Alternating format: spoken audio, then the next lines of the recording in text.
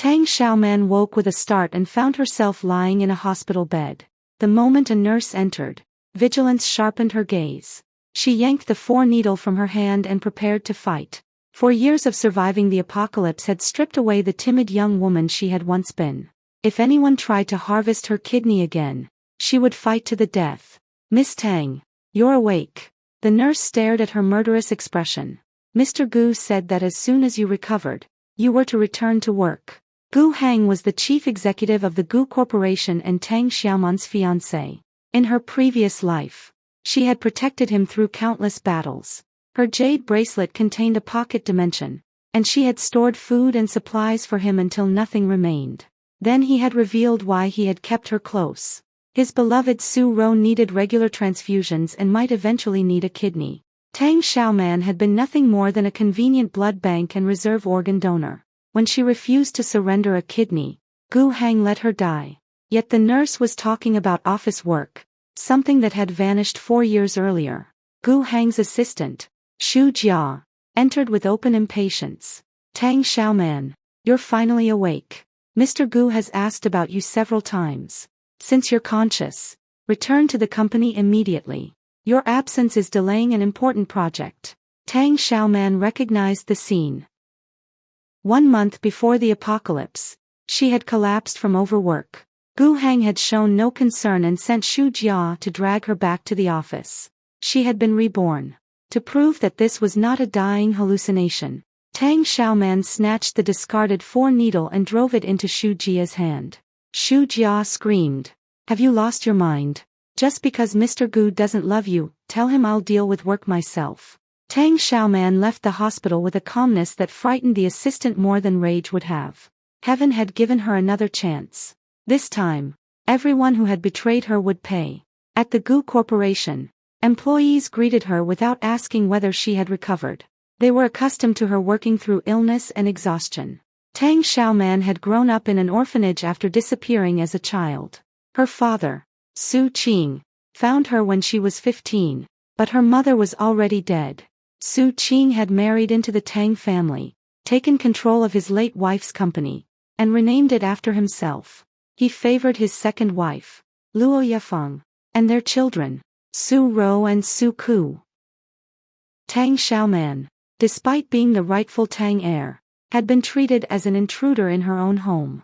Gu Hang's occasional kindness had once seemed like the only light in her life. Whenever he asked her to yield to Su Ro because of her poor health, Tang Xiaoman obeyed. She had not understood that Su Ro was Gu Hang's first love, the woman he had never stopped wanting. Tang Xiaoman locked her office door and removed the inexpensive jade bracelet her mother had left her. Its low quality was the only reason the Su family had never taken it. In her previous life, blood from an injury had activated the bracelet after the apocalypse. Now she pricked her finger with a pin and let a drop fall on the jade. The blood vanished into it, and the bracelet became slightly clearer. Tang Xiaoman closed her eyes. Her consciousness entered a private dimension exactly as she remembered it. An 80 square meter, 2-bedroom apartment stood inside, complete with running water, gas, electricity, and a clock synchronized with the outside world. Beyond its balcony lay 150 cubic meters of white, motionless storage space. Time stopped for anything placed there, preserving food, medicine, and other perishables indefinitely. She could move objects with her mind. Though large objects consumed more mental energy, she could physically remain inside for only 1 hour a day, but she could store or retrieve objects from outside at any time. After confirming that the dimension worked, Tang Xiaoman returned to her desk and copied the confidential project files entrusted to her. Gu Hang had exploited her competence and loyalty for 2 years. These secrets would be the first interest payment on what he owed. Xu Jia complained to Gu Hang about the needle wound. He ignored her injury and asked only whether Tang Xiaoman had returned to work. When told that she had already left again, he called Tang Xiaoman. "What are you doing?" he demanded. She ended the call and blocked both his office and mobile numbers. Tang Xiaoman sent a message to Huakai, Gu Hang's most persistent business rival. "I have what you want." Huakai had tried more than once to lure her away from the Gu Corporation with money and charm. She still had no interest in his flirtation, but she needed his money. Surviving the apocalypse alone was nearly impossible. She intended to stockpile supplies, build a secure shelter, and recruit a strong team. All of that required capital. Huakai arrived quickly at the cafe she named. His handsome face wore its usual practiced smile. "Stop looking at me like that," Tang Xiaoman said. "It won't work." "Then what will?" 100 million yuan. His smile faded. "That depends on what you're selling." She sent him one confidential file as proof. After reading it, he offered to pay 10 million first and purchase the rest after verification. "Buying piecemeal will cost more and waste time," Tang Xiaoman said. "For someone like you, time should be worth more than money." Huakai studied her. "You were devoted to Gu Hang. Why betray him now?" "Devotion bought me nothing but ingratitude. His heart belongs to someone else. And affection doesn't put food on the table. I'd rather take the money." Huakai laughed. "Congratulations on finally coming to your senses." He transferred the full amount after confirming the first document. Tang Xiaoman sent the remaining files, then asked him for another favor. Help her buy 2 neighboring townhouses in Tian'an villas and advance the loan.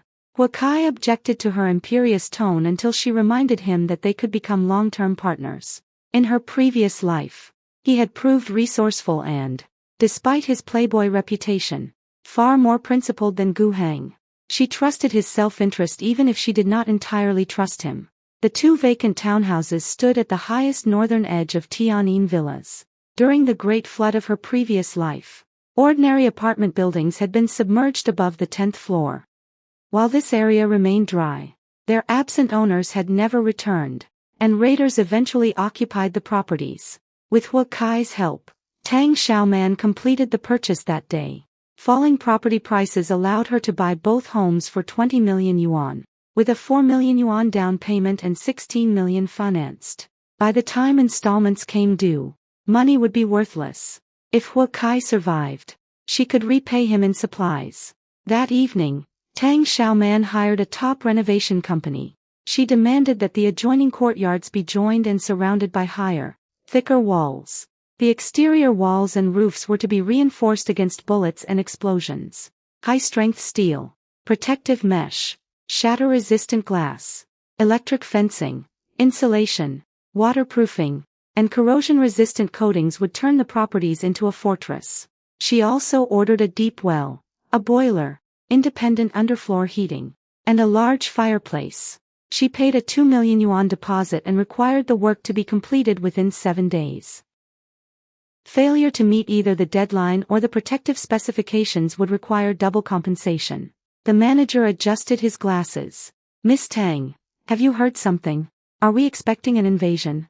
"The house belongs to a friend with severe paranoia." The answer baffled him, but her money was real. It was late when Tang Xiaoman left. The aroma of restaurant food stirred a hunger shaped by 4 years of deprivation.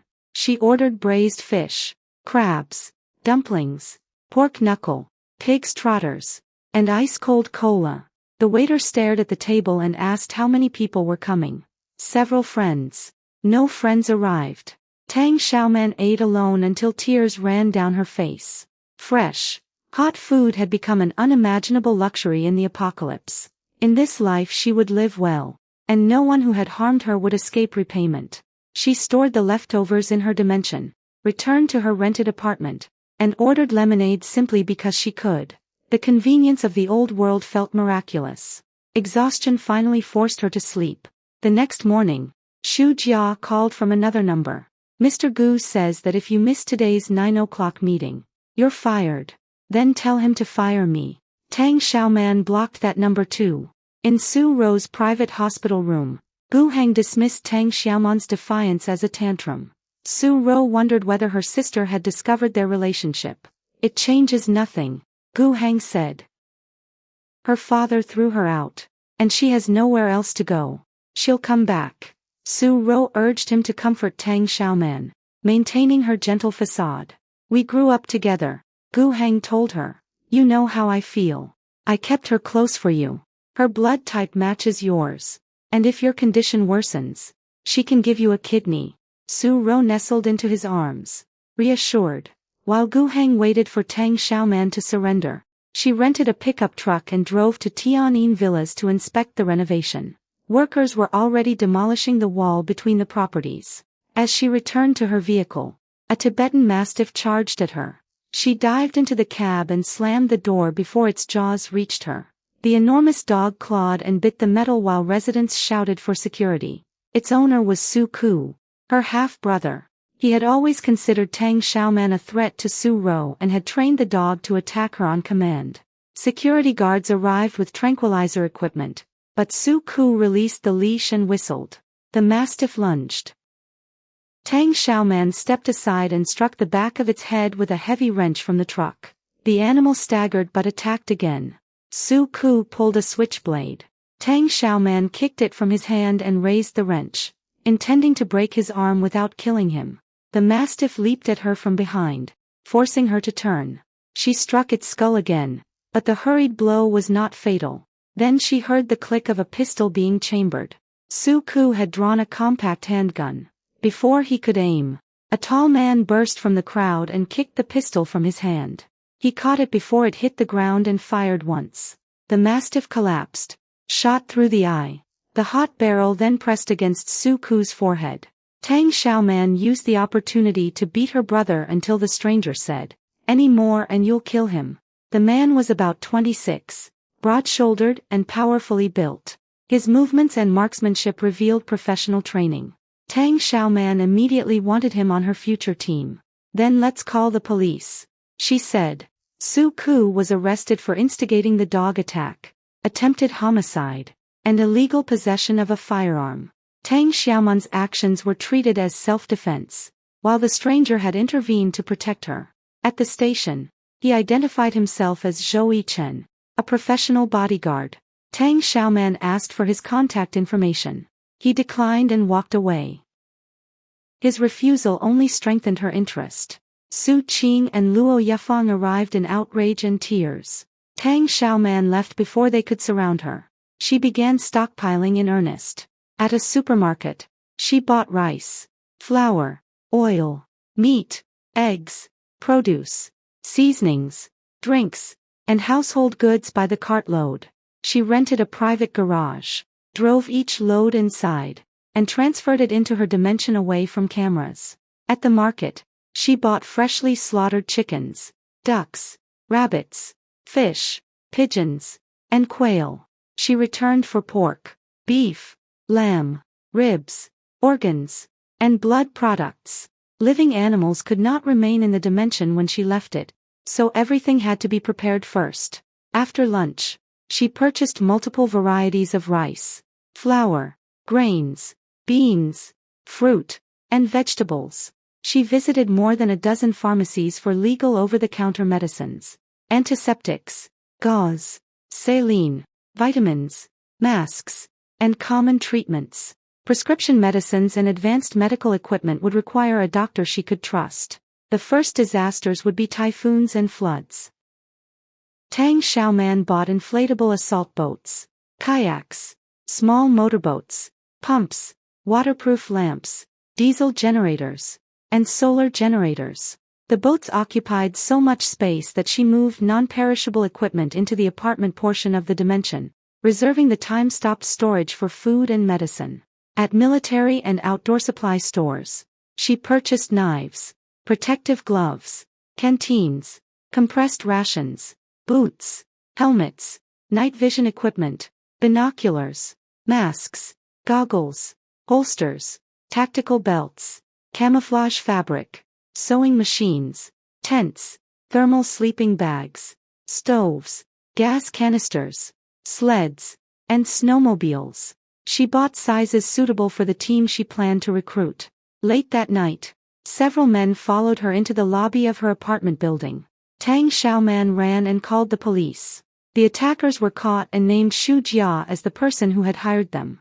At the station, Xu Jia claimed she had only meant to frighten Tang Xiaoman as a joke. "Tell me the truth and I'll forgive you," Tang Xiaoman said. Xu Jia repeated the lie, unwilling to implicate Gu Hang. "Then stay in detention and think about it." Outside, Gu Hang and Su Ro were waiting. Su Ro staggered toward Tang Xiaoman and pleaded with her to spare both Xu Jia and Su Ku. She grabbed Tang Xiaoman's hand and tried to use it to slap herself.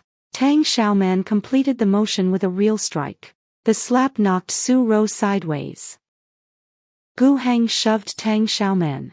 She stepped back with the force and deliberately fell beneath the police station's cameras. Help! A man is assaulting a woman outside the police station. The surveillance recording showed Su Ro initiating physical contact and Gu Heng pushing Tang Xiaoman to the ground. Gu Heng was detained. When Su Ro blocked Tang Xiaoman's path and insisted that there was nothing between them, Tang Xiaoman asked, "Do you want me to slap you again?" Su Ro dropped the helpless act. "When did you learn to play dumb? I'm still nowhere near your level." Tang Xiaoman checked into a hotel rather than return to the apartment Gu Heng's people knew. The following morning, she visited Blazing Shield, Lincheng's largest security company. She offered a substantial fee and asked manager Zhen to recruit 16 bodyguards. Her candidates had to be unmarried, unattached, and without immediate family who could be threatened into forcing a betrayal. The salary was deliberately extravagant: 200,000 yuan for the first month, 300,000 for the second, and 500,000 for the third. There would be regular eliminations. Anyone who concealed family ties would trigger a 5-fold contractual penalty payable by the security company, giving manager Zhen a strong reason to investigate every candidate. An assistant told manager Zhen that Zhou Yichen had just returned after being dismissed by his employer. Tang Xiaoman recognized him immediately when he entered. Zhou Yichen was a former Special Forces soldier and the company's most capable bodyguard. His employer had fired him for intervening in the Mastiff attack and refusing to apologize to the Su family. "Your former employer failed to recognize your value," Tang Xiaoman said. "His loss is my gain." Zhou Yichen noticed the unervingly enthusiastic way she looked at him, but he accepted the position. Tang Xiaoman made him captain and asked manager Zhen to find 15 more candidates. She required the candidates to consent to surveillance in their shared sleeping quarters during the brief assessment period. Zhou Yichen, already hired as captain, would have a private room without a camera. Several candidates objected until they considered the salary, then accepted the written terms. Tang Xiaoman gave Zhou Yichen a bank card containing 1 million yuan. He was to rent a warehouse, factory, or closed commercial property near Tian'an Villas for half a month, with enough space for training, lodging, vehicles, and storage. He also had to arrange meals, basic military standard equipment, and several large vehicles. Tang Xiaoman continued shopping while he worked. Cigarettes and sealed alcohol would become valuable trade goods, so she spent more than 3 million yuan on major brands. At a hardware store, she bought heavy-duty nail guns, chainsaws, drills, welding equipment, steel fasteners, hand tools, and camouflage paint. She planned to ask Zhou Yichen whether the nail guns could be modified safely for longer range. A call from a pet hospital reminded her of Fubao, the stray German shepherd she had raised from a sick puppy. Gu Heng disliked the dog, and her small apartment could not accommodate him, so she had boarded him. In her previous life, she failed to collect Fubao before the flood and believed he had drowned. When Tang Xiaoman reached the kennel and called his name, the large shepherd pawed frantically at the door. The moment it opened, Fubao leaped into her arms and whimpered. "I'm sorry," she whispered, holding him. "I will never abandon you again." She bought cases of canned pet food, dry food, freeze-dried treats, a bed, cleaning supplies, and grooming products. Before leaving, she warned the hospital staff that a friend at the Weather Bureau expected a severe typhoon and flooding within a month. Their facility stood on low ground, and the animals should be moved. Whether they believed her was beyond her control. Gu Heng called from another number while she sat in the truck. "You're doing all of this to compete with Su Ro for my attention," he said. "It only makes me despise you more. Know your place." Tang Xiaoman laughed. "You delusional narcissist. Drop dead." She blocked him again. Fubao barked furiously at the familiar voice until she promised that Gu Heng would never separate them again. The Gu and Su families spent heavily to secure medical release for Su Ku and bail for Gu Heng. No one considered Xu Jia valuable enough to rescue. In the hospital, Su Ro claimed Tang Xiaoman's extreme behavior must come from jealousy. Gu Heng decided to end the engagement and punish her once she was no longer legally connected to him. Su Ku fantasized about destroying her reputation and assaulting her. By then, Zhou Yichen had rented a 5-story former private club near Tian'an Villas. It offered a training floor, numerous rooms, and large storage areas. He had arranged cleaning, simple furnishings, surveillance for the candidates, shared rooms, and 3 discrete 7-seat vehicles. Tang Xiaoman praised his speed and left the remaining money with him for future expenses. She introduced Fu Bao to Zhou Yichen and the first 5 recruits. The dog accepted the captain immediately. Tang Xiaoman asked Zhou Yichen to train Fu Bao as a working guard dog while he assessed the team. Zhou Yichen urged her to take protection when she went out.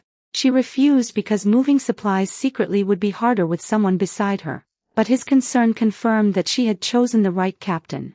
She bought water purification tablets, filters, purifiers, hiking clothing, diving suits, oxygen tanks, bullet-resistant vests, radios, drones, speedboats, and additional generators.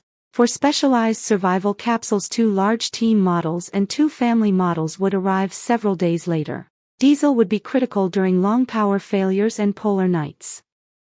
Through a gas station manager, Tang Xiaoman legally arranged delivery of fuel in certified explosion-resistant drums. When the dimension became too crowded, she unloaded the drums, boats, generators, liquor, and other bulky non-perishables into locked first-floor storage rooms at the club.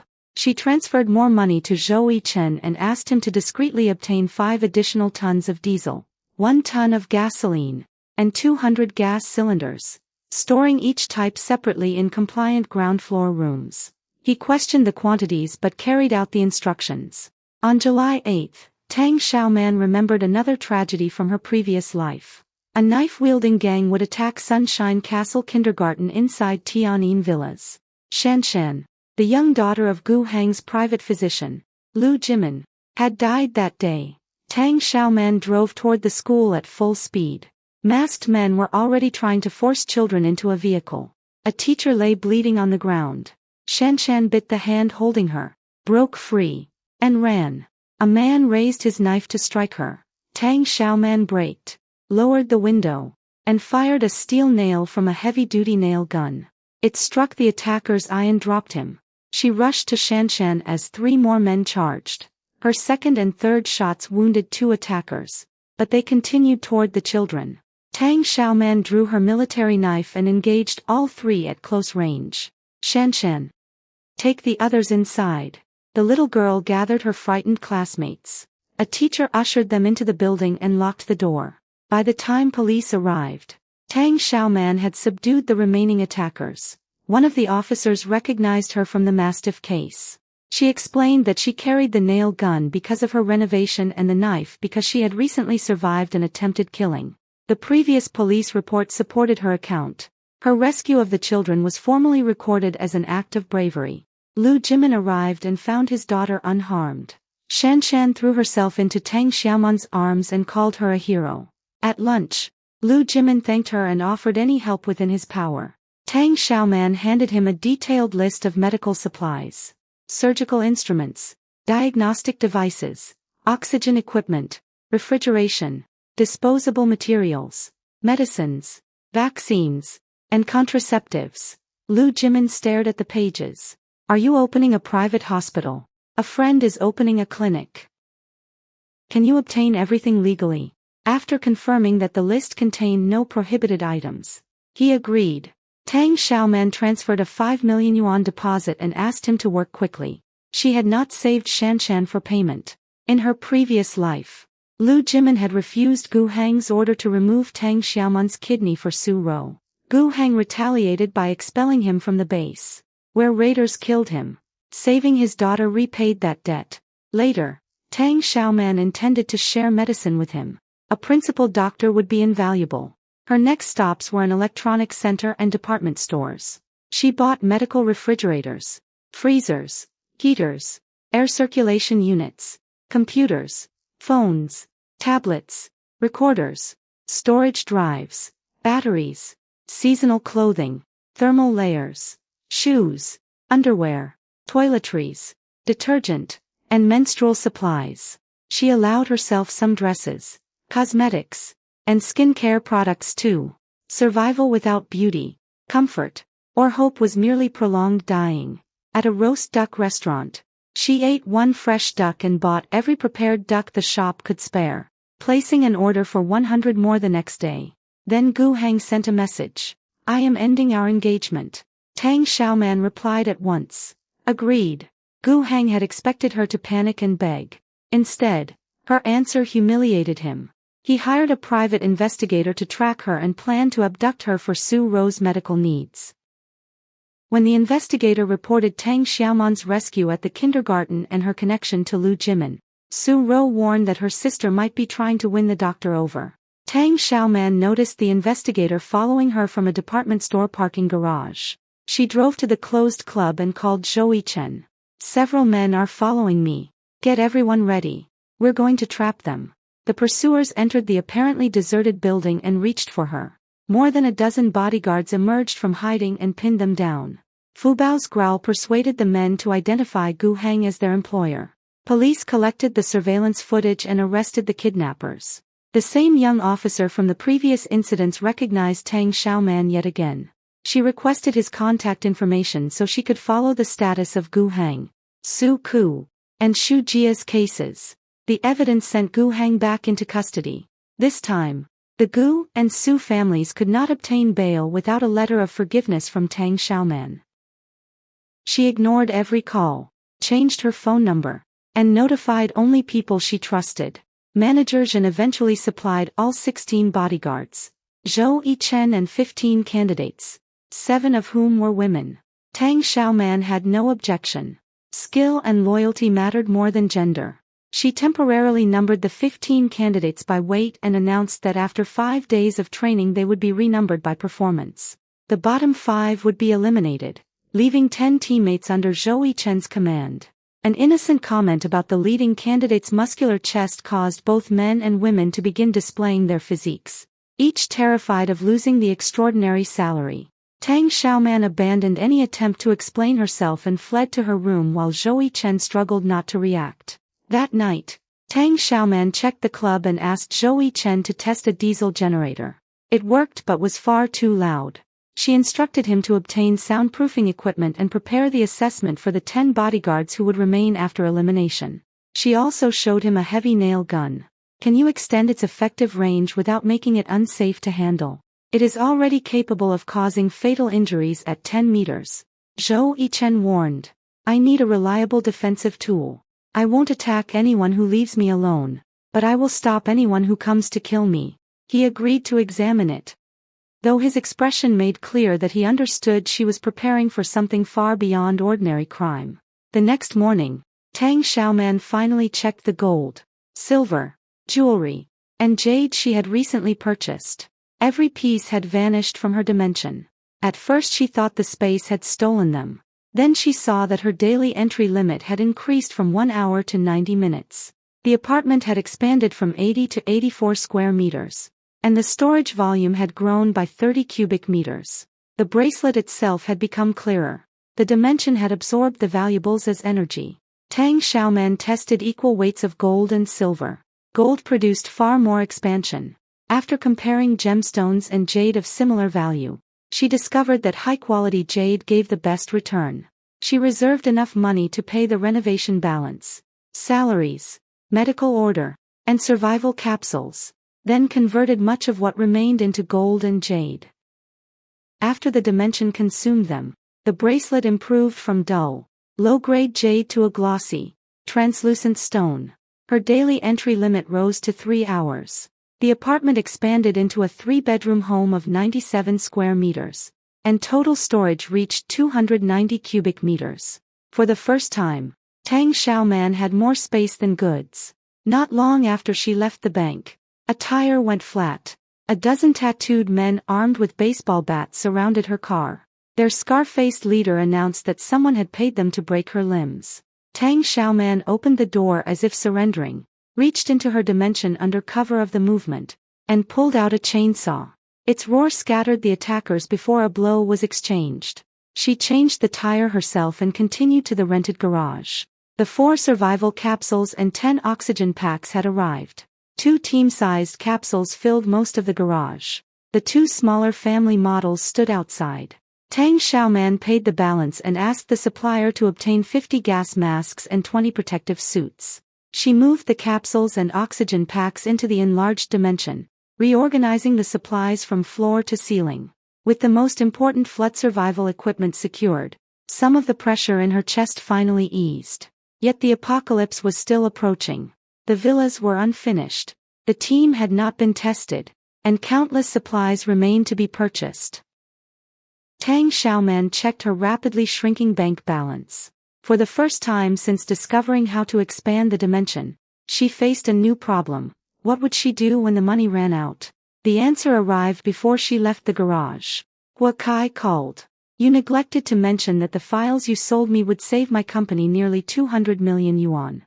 Tang Xiaoman leaned against the truck. Would you have paid more if I had? No. But I might now.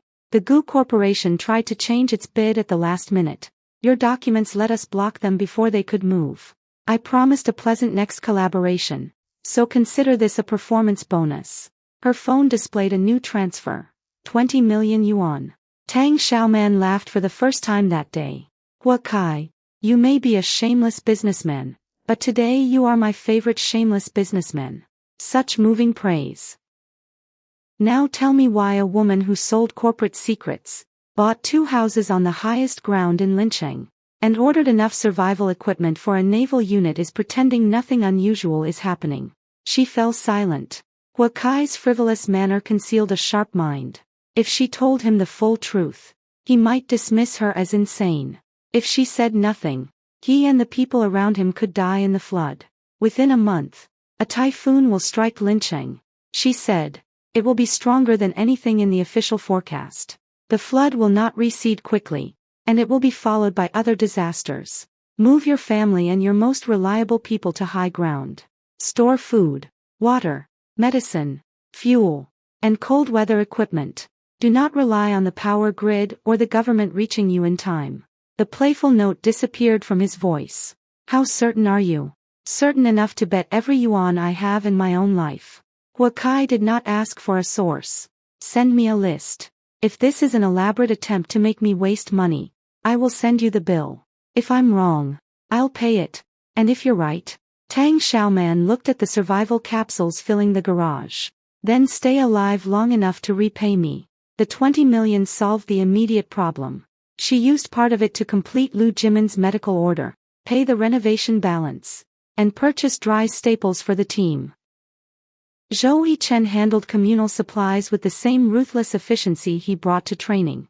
Standardized clothing, medical kits, tools, radios, batteries, water containers, and enough food for 11 people to endure several months even without Tang Xiaoman's private stockpile. Lu Jimin delivered the medicines and equipment himself. When he saw the crates of antibiotics, vaccines, surgical instruments, oxygen equipment, and blood storage supplies, he no longer pretended to believe in her imaginary clinic-owning friend. The warning you gave the pet hospital, he said, was it real? Tang Xiaoman closed the warehouse door. Take Shanshan somewhere above the 20th floor or move to Tianyin Villas before August 8th. Bring whatever medical equipment you can carry. After that date, do not travel unless you have no choice. What happens on August 8th? The old world ends. Lu Jimin studied her face for a long moment. He was a surgeon trained to weigh incomplete evidence under pressure. He had seen her prepare an impossible field hospital and risk her life for children she did not know. Finally, he nodded. Shanshan and I will be ready. The renovation company finished the villas on the 7th day. Tang Xiaoman refused to sign the completion papers until Zhou Yichen inspected every gate, window, wall, camera, and power line.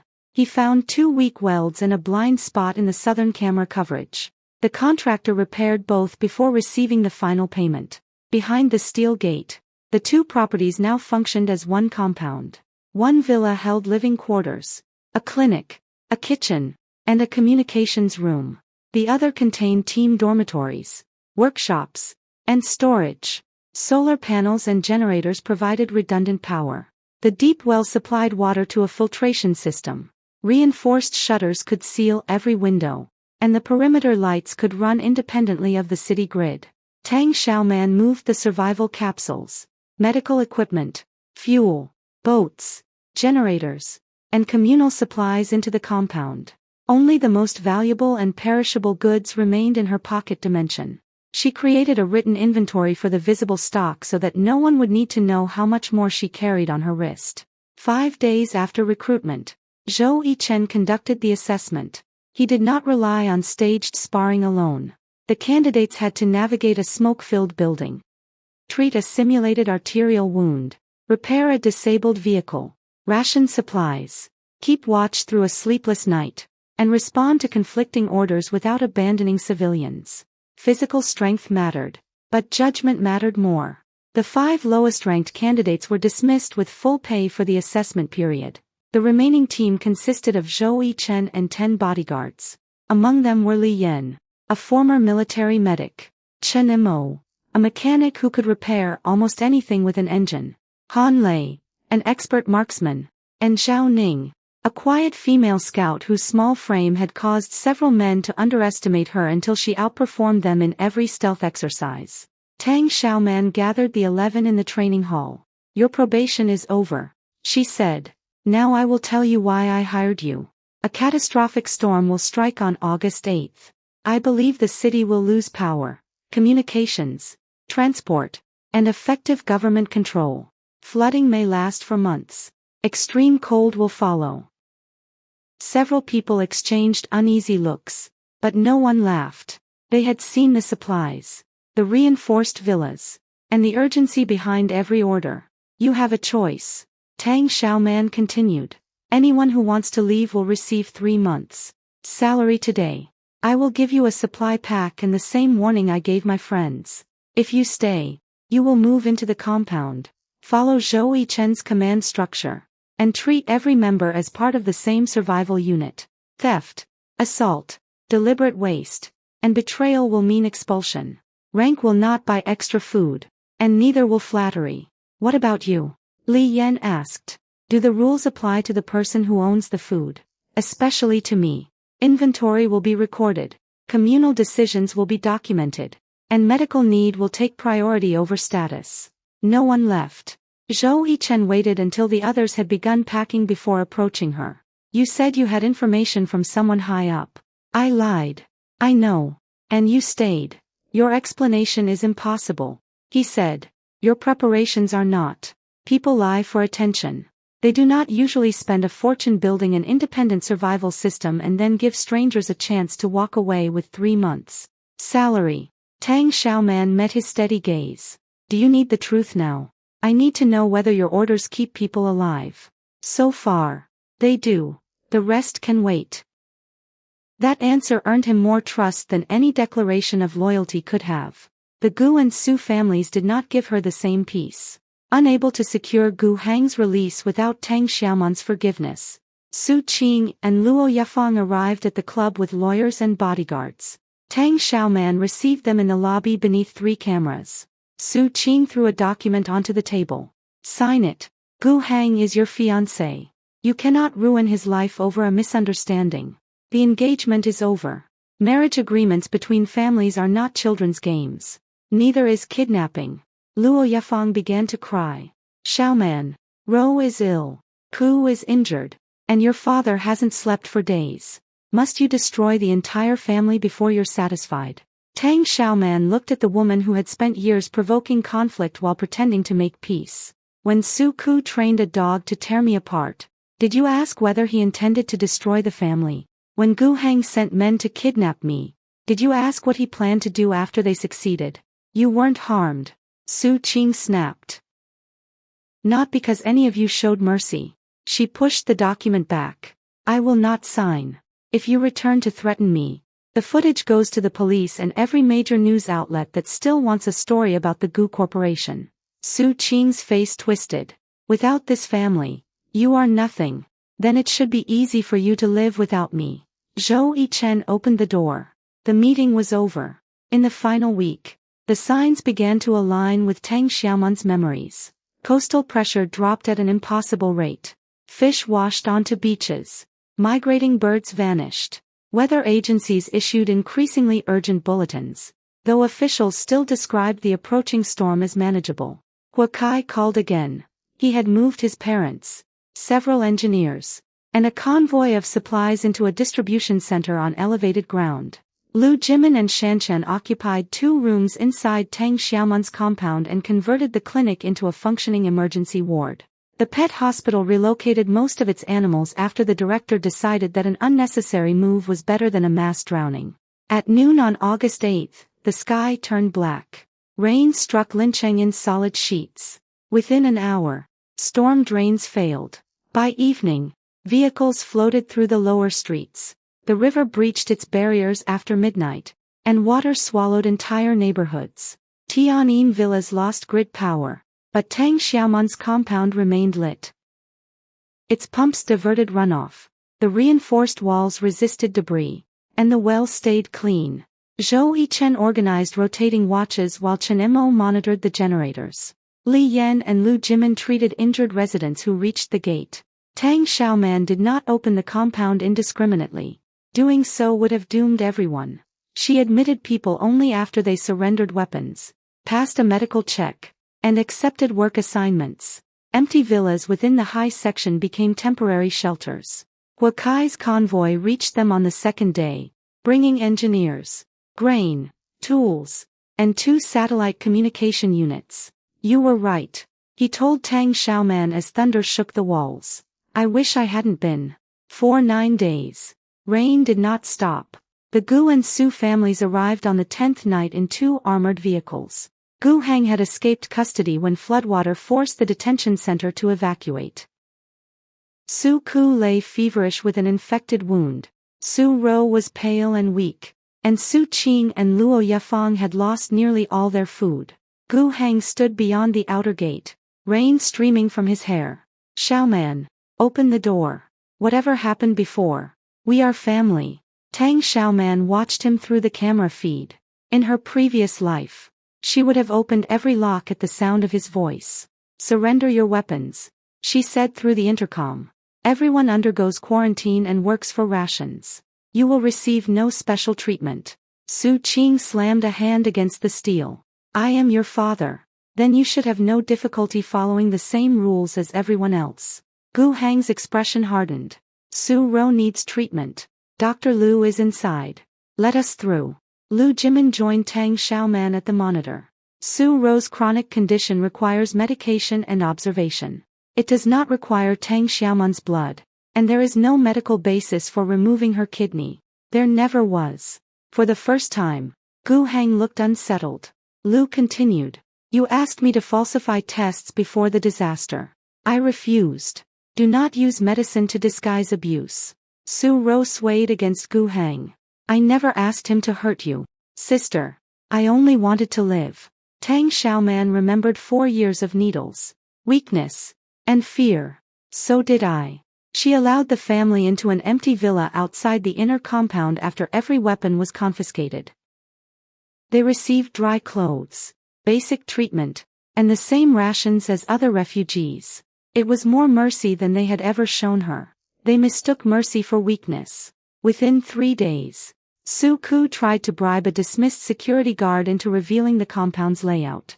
Su Qing demanded control of food distribution because he had once managed a company. Luo Yafang spread rumors that Tang Xiaoman was hiding mountains of food while children starved. Gu Hang attempted to approach her alone, alternating apologies with threats. You built all this for me, he said one evening outside the inner gate. You always wanted us to have a home. I built it because I remembered the home you took from me. You still love me. Hatred this strong can only come from love. Tang Xiaoman almost pitied him. No, Gu Hang. Hatred is what remained after love died. Even that is fading. He reached for her wrist. Zhou Yichen caught his arm before his fingers touched the jade bracelet. Try that again, Zhou said quietly, and the next conversation will take place outside the wall. Gu Hang looked from Zhou Yichen to Tang Xiaoman and understood that he had lost the power to frighten either of them. The rain finally weakened. But the flood remained. Food in the city spoiled. Armed groups began raiding the high neighborhoods. One of them contacted Su Ku, promising his family a place in exchange for opening Tang Xiaoman's gate. Fu Bao exposed the plan. Shortly before dawn, the German shepherd growled at a storage wall and began scratching. Zhao Ning found a cut communication cable hidden behind a panel. On the outer camera, Su Ku was guiding 6 raiders through a maintenance passage beneath the southern wall. Zhou Yichen activated the alarm. Reinforced shutters dropped. The inner gate sealed. And Tang Xiaoman's team moved into positions they had rehearsed before the storm. The raiders expected frightened civilians.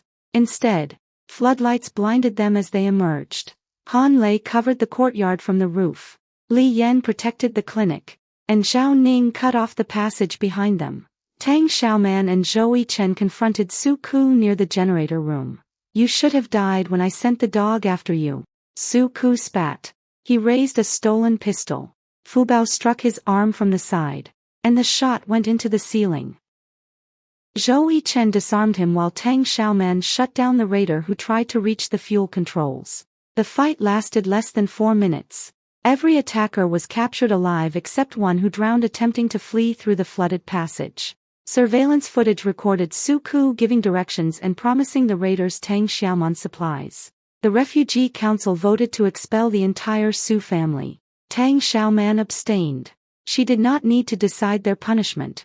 Their own actions had made the choice inevitable. Gu Heng refused to leave. I had nothing to do with Su Ku's plan. Keep me in Ro. I can help run the compound. Su Ro gripped his sleeve. Then looked at the armed guards and made a calculation. It was Gu Heng's idea.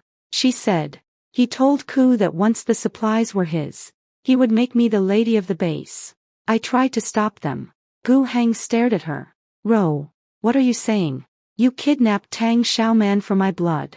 You sent those men after her. You have always been violent. The woman for whom he had sacrificed Tang Xiaoman, his company, and his freedom abandoned him the moment doing so appeared useful. Tang Xiaoman felt no triumph, only a quiet sense of completion. In her previous life, Gu Heng had demanded that she believe Su Ro over her own eyes. Now he finally saw Su Ro clearly, and the knowledge gave him nothing. The council expelled Gu Heng, Su Ro, Su Qing, and Luo Yafang with 1 day of food each. Su Ku and the surviving raiders were confined until they could be transferred to an official emergency camp. When military rescue teams reached the High District several weeks later, the recordings and witness statements went with them. Su Ku was placed in a guarded labor unit. Gu Heng and Su Ro disappeared after leaving Tian'an villas. Later travelers reported that the two had turned on each other over the last place in a rescue boat. No reliable account confirmed which one, if either, survived. Tang Xiaoman did not send anyone to search. The flood was followed by disease, earthquakes, and then the first brutal winter. Temperatures fell far below anything in the old climate record. The villas, insulation, independent heating, fuel reserves, and stored clothing kept the residents alive. Tang Xiaoman released supplies gradually, using the visible warehouses first and replenishing them from her dimension only when no one was watching. As months passed, secrecy became less important than trust. Zhou Yichen had already seen food appear where no delivery could have reached. Lu Jimin had noticed medicines that never expired. Hua Kai had calculated that the compound consumed more than its recorded inventory. Tang Xiaoman finally gathered the 3 of them and showed them the bracelet's pocket dimension. Hua Kai stared at the endless shelves. I was wondering when you planned to explain how one woman fit a shipping company inside a jade bangle. Lu Jimin was more interested in the time-stopped medical storage. Zhou Yichen asked only one question. Who else knows? No one alive whom I trust. Then we keep it that way. They built rules around the secret. Tang Xiaoman alone controlled access. 2 people verified every withdrawal for communal use. No one could claim the space, the bracelet, or its contents as personal property. The arrangement protected both the settlement and Tang Xiaoman from becoming a resource others believed they had the right to own. Tian'an stronghold grew from a fortified pair of villas into a high-ground community. Hua Kai organized trade routes with other shelters. Lu Jimin established a clinic and trained assistants. Chen Mo kept the power and water systems alive. Li Yan led rescue teams. Zhao Ning managed scouting. And Han Lei trained new guards. Fu Bao became the compound's beloved patrol dog, though he still slept outside Tang Xiaoman's door whenever she was ill. Zhou Yichen remained captain. He never asked her to become softer, never treated her strength as a challenge, and never mistook protection for ownership. Their trust grew through long watches, difficult decisions, and the ordinary work of keeping people alive. 1 year after the first storm, Tang Xiaoman stood on the reinforced roof and watched sunlight break across the frozen city. Greenhouses now filled the joined courtyards below. Children carried water from the filtration room, and smoke rose from a kitchen serving hundreds rather than 11. Zhou Yichen joined her with 2 cups of hot tea. The Western rescue team returned. He said, 23 survivors. No casualties. Good. Give them medical checks and 3 days to rest before assigning work. He handed her a cup. Already arranged. Tang Xiaoman smiled. Then why are you here? Because even the person in charge is required to rest. You wrote that rule. Below them. Fu Bao barked as Shanshan ran across the courtyard with a red scarf streaming behind her. Hua Kai argued with Chen Mo over a shipment. Lu Jimin emerged from the clinic to tell both men to lower their voices. The sound was messy, alive, and warm. In her previous life, Tang Xiaoman had chased Gu Hang like a moth flying toward a borrowed flame. Rebirth had not given her a kinder world. It had given her the chance to stop surrendering her life to people who considered it theirs. She touched the jade bracelet beneath her sleeve. It was no longer merely a storehouse or a weapon against the future. It had helped her protect a home built on consent, work, and trust. Tang Xiaoman lifted her tea toward the sunrise. She had survived the end of the world. More importantly, she had made certain that this time, her life belonged to her.